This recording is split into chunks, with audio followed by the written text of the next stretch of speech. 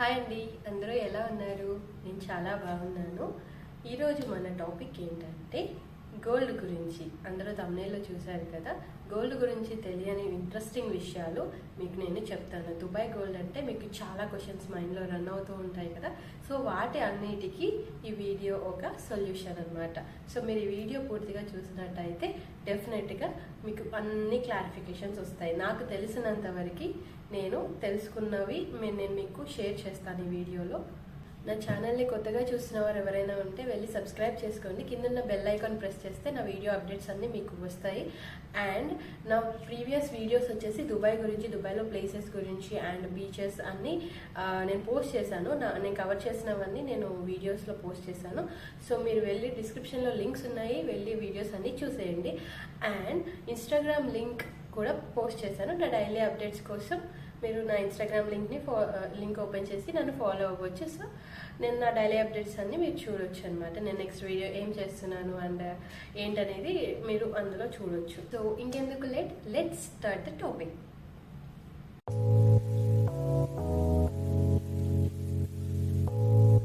చాలా మందికి చాలా క్వశ్చన్స్ ఉంటాయి కదా దుబాయ్ గోల్డ్ పైన.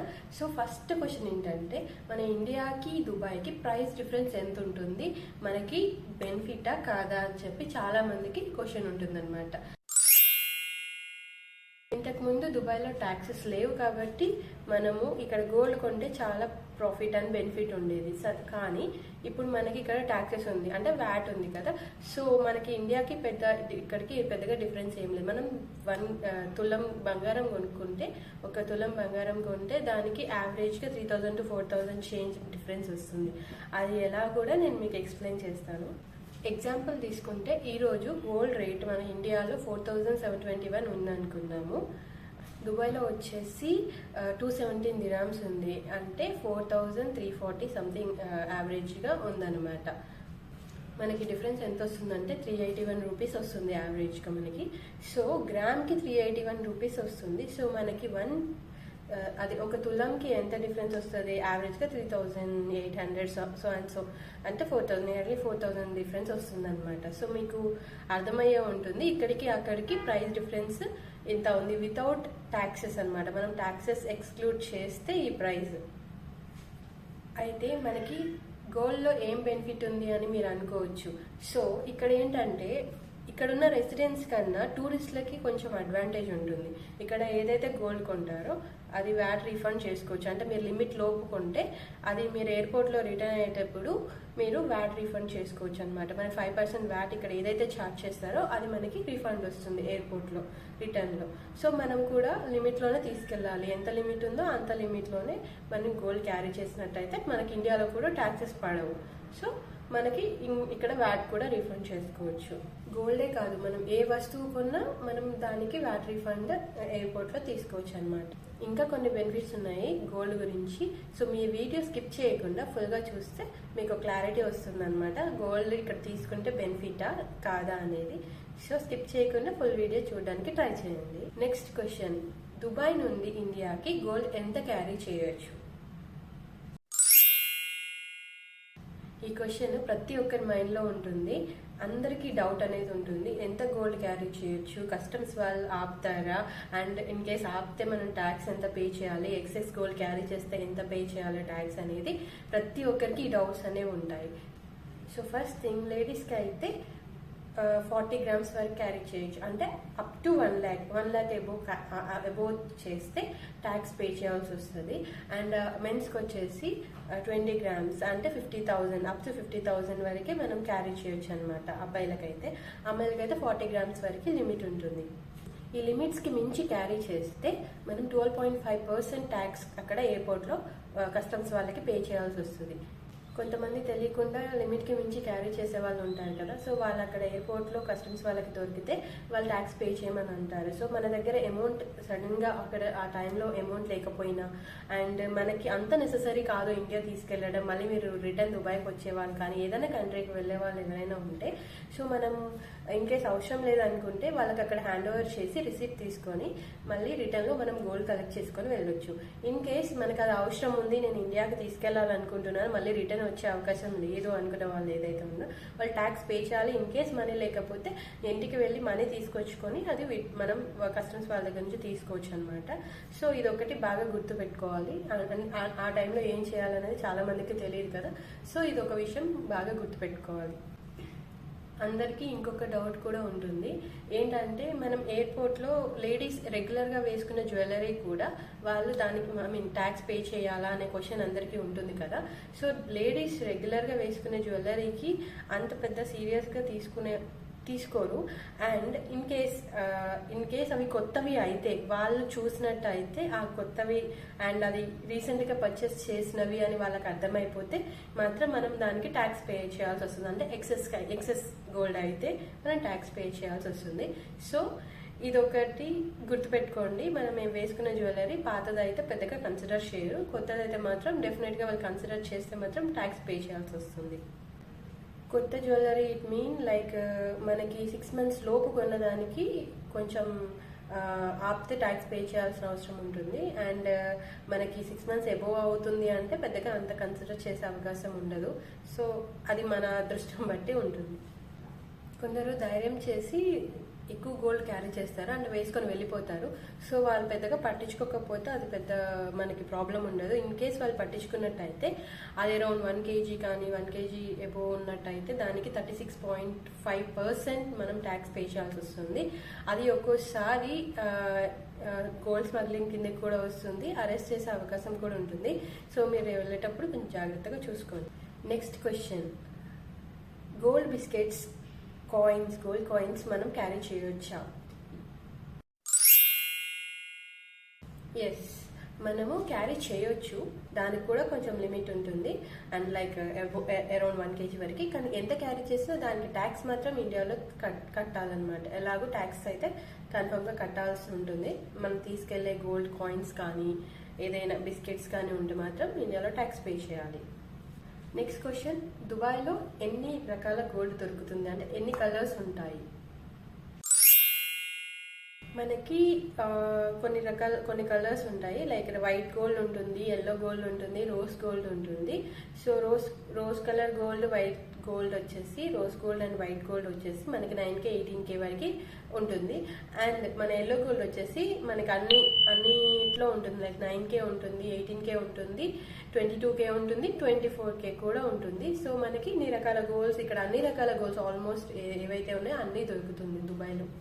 ఇంకొక ఇంపార్టెంట్ క్వశ్చన్ ఏంటంటే దుబాయ్లో మేకింగ్ ఛార్జెస్ ఉంటాయా ఉండవా అని. ఎస్, ఇక్కడ మేకింగ్ ఛార్జెస్ ఉంటాయి. ఇక్కడ మేకింగ్ ఛార్జెస్ వచ్చేసి జ్యువెలరీ అవుట్లెట్స్ ఉంటాయి కదా మనకి, ఫర్ ఎగ్జాంపుల్ ధమాస్, మల్బార్ ఇలాంటివి ఉంటాయి కదా. సో అలాంటి వాటిలలో మేకింగ్ ఛార్జెస్ ఉంటాయి. కొన్నిసార్లు వాళ్ళు ఆఫర్స్ పెడతారు, మేకింగ్ ఛార్జెస్ లేకుండా మనం కొనుక్కోవచ్చు అనమాట. అంటే 0 మేకింగ్ ఛార్జెస్ అని చెప్పి ఆఫర్స్ పెడతారు. సో మనం అప్పుడు కూడా ఇక్కడ ఉన్న వాళ్ళు పర్చేస్ చేసుకోవచ్చు మంచిగా. సో కొన్ని చోట్ల మేకింగ్ ఛార్జెస్ ఉండకపోవచ్చు, కొన్ని చోట్ల మేకింగ్ ఛార్జెస్ ఉంటాయి. మేకింగ్ ఛార్జెస్ ఉంటే మాత్రం లైక్ 10 dirham నుంచి 500 dirhams వరకు వేస్తారు మనకి సెట్కి కానీ ఏదైతే గోల్డ్ తీసుకుంటామో దానికి ఈజీగా మనకి అంత ఛార్జ్ చేస్తారు. మేకింగ్ ఛార్జెస్ అయితే హైలో ఉంటాయి కొన్ని ప్లేసెస్లో.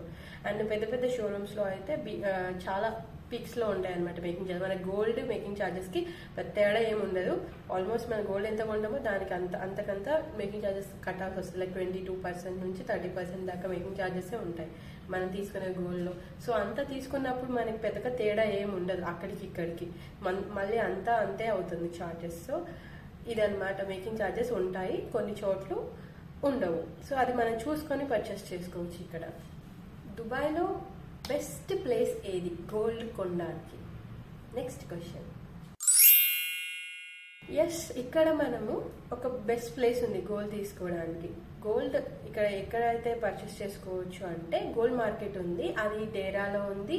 అది గోల్డ్ సూక్ అంటారు అనమాట దాన్ని. డేరాలో గోల్డ్ సూక్ వెళ్ళి అక్కడ మనం గోల్డ్ పర్చేస్ చేసుకోవచ్చు. అది అతి పెద్ద గోల్డ్ మార్కెట్ దుబాయ్లోనే. సో మనకు కావాల్సిన గోల్డ్ అక్కడ దొరుకుతుంది, అన్ని రకాల మోడల్స్ దొరుకుతాయి అన్నమాట. సో మనకి గోల్డ్లో మాస్క్ ఉంటుంది, గోల్డ్తో జాకెట్ ఉంటుంది, గోల్డ్తో బ్యాగ్స్ చేస్తారు, గోల్డ్తో స్కార్ఫ్స్ చేస్తారు. మనకి ఏది కావాలంటే అది అన్ని మోడల్స్ మనం గోల్డ్ మార్కెట్లో దొరుకుతుంది అనమాట. అదే దుబాయ్ సూక్ గోల్డ్ మార్కెట్లో మనకి అన్ని దొరుకుతాయి అన్నమాట. అక్కడ మీకు మేకింగ్ ఛార్జెస్ కూడా కొన్ని చోట్ల మ్యాక్సిమం ఉండవు. ఇన్ కేస్ ఉన్నట్టయితే మనం దాంతో పర్ఫెక్ట్ బార్గెనింగ్ చేసుకుంటే మాత్రం మంచి బెనిఫిట్ ఉంటుంది గోల్డ్ కొనడంలో. ఇంకొన్ని బెస్ట్ ప్లేసెస్ ఉన్నాయి గోల్డ్ కొనడానికి. అవేంటంటే అవుట్లెట్స్ ఉన్నాయన్నమాట. ధమాస్ ఉంది, ఇక్కడ ట్రస్టెడ్ అవుట్లెట్స్, ప్యూర్ గోల్డ్ అనే ఒక అవుట్లెట్ ఉంది. సో ఇవన్నీ షాప్స్ అన్నమాట, gold shops, branded gold shops. ఇక్కడ కూడా మనం తీసుకుంటే కొంచెం ట్రస్టెడ్ ఉంటుంది అండ్ మనకి అన్ని ప్రూఫ్స్ ఉంటాయి, లైక్ గోల్డ్ సర్టిఫికేట్ అన్నీ ఉంటాయి. అది ప్యూర్ అని చెప్పి మనకు తెలుస్తుంది. అండ్ మన ఇండియన్ అవుట్లెట్స్ కూడా ఉంటాయి, లైక్ మల్బార్ ఉంది, జాయాలికాస్ ఉంది, కళ్యాణ్ జ్యువెలర్స్ ఉంది, తనిష్క్ ఉంది. సో ఇలాంటి వాటిల్లో మేకింగ్ ఛార్జెస్ వేస్తారు గట్టిగానే. సో కొన్నిసార్లు ఆఫర్స్ పెడతారనమాట, జీరో మేకింగ్ ఛార్జెస్ అని. అప్పుడు మనం తీసుకుంటే కొంచెం బెనిఫిట్ ఉంటుంది.